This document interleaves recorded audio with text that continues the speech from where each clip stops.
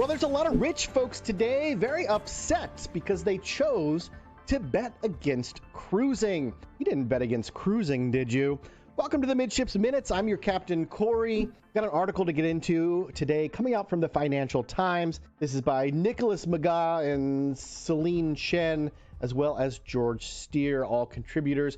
Let's hop right into the article. Hedge funds have lost more than $6 billion this year alone while betting against cruise lines after underestimating the resilience of U.S. customers. Cruise lines Royal Caribbean and Carnival are two of the 10 most heavily shorted companies in the S&P 500, but have confounded short sellers' expectations by more than doubling in value so far this year.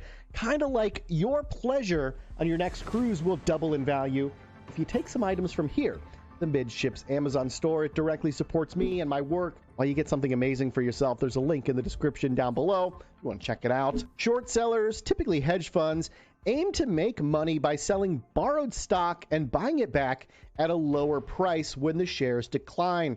The sharp rally in cruise lines and other holiday accommodations, however, have left them sitting on a $6.4 billion pile of market-to-market losses, according to data from S3 Partners. Why does nobody feel bad for people who short companies? Do you remember Wall Street bets? This happened, I believe it was with GameStop, about a year and a half ago now, and people lost their ass shorting GameStop stock. And it was called out by folks on the internet, cunning little folks who decided to make these rich people who just want to profit on the decline of businesses, well, made them sweat it out for months on end. Hopefully they're still sweating it out.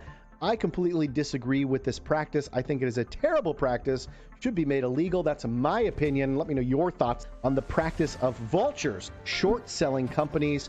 Carnival Cruise Line, Royal Caribbean, and smaller rival Norwegian accounted for nearly $3 billion of the losses to short sellers. Large shorted positions in Airbnb, which has rallied 70% year to date, and Booking.com is also up 44%, have also inflicted big pain on these short sellers. Many U.S. investors started the year expecting an impending recession, encouraging them to avoid sectors that would be exposed in a downturn in consumer spending.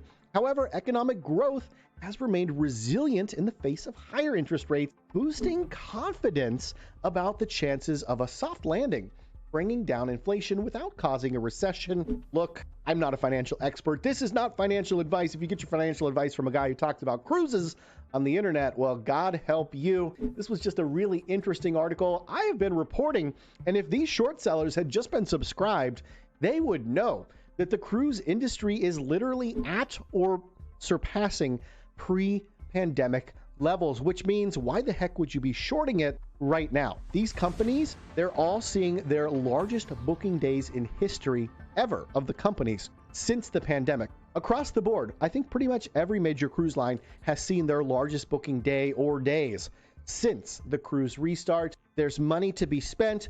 People are sick and tired of being at home. People want to get out there, travel, see the world. They're valuing things differently than they used to be. Time is now valued a lot more than it used to be by a lot of people. I think the pandemic taught us all a great lesson about that. Let me know your thoughts on all of this in the comments down below. Are you laughing all the way home here as all these short sellers once again go down in flames? I know personally, I think it's poetic justice. Thanks for stopping by the Midships Minutes. Make sure you get subscribed to the channel. The next episode drops in about 2 hours' time. We'll see you then.